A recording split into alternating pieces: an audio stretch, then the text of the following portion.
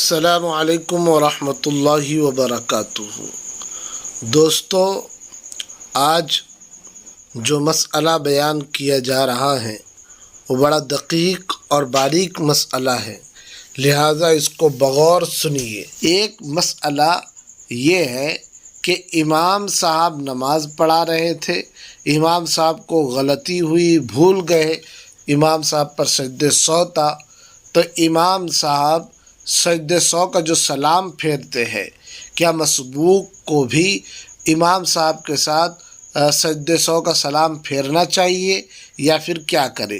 اس کا جواب لکھا ہوا ہے دارالفتاء دارالعلوم دیوبند کی ویب سائٹ پر، یہ بھی قابل غور ہے۔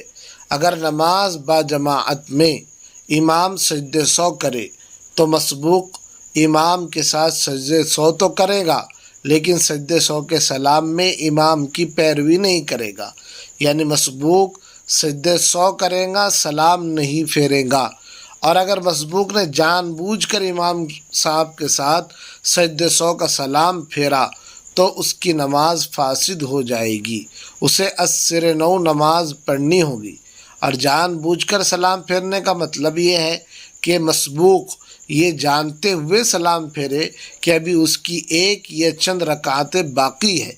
بس اگر کسی مسبوق نے مسئلہ نہ جاننے کی وجہ سے سلام پھیرا تو اس سے بھی نماز فاسد ہو جائے گی۔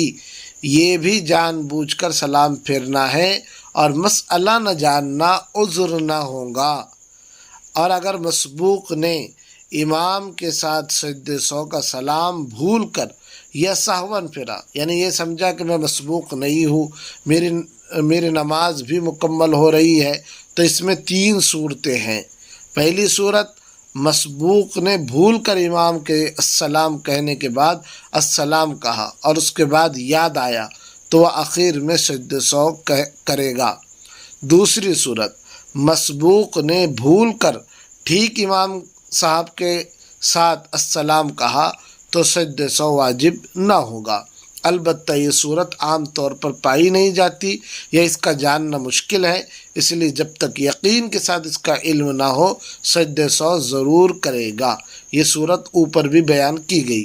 تیسری صورت، مسبوق نے بھول کر امام صاحب کے ساتھ امام صاحب سے پہلے سلام پھیرا، اس کا حکم یہ ہے کہ اس صورت میں مسبوق کی نماز پر کوئی فرق نہیں آئے گا اور نہ ہی اخیر نماز میں اس پر سجدہ سہو واجب ہوگا۔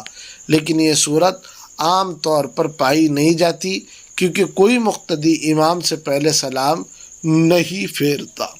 عربی حوالے آپ اسکرین پر دیکھ سکتے ہیں۔ امید ہے آپ کو یہ مسئلہ سمجھ میں آ گیا ہوگا۔ اگر سمجھ میں نہ آئے تو یہ سارے مسائل انشاءاللہ میں ڈسکرپشن میں بھی دے دوں گا، آپ وہاں سے پڑھ کر سمجھ سکتے ہیں۔ چلیے، السلام علیکم ورحمۃ اللہ وبرکاتہ۔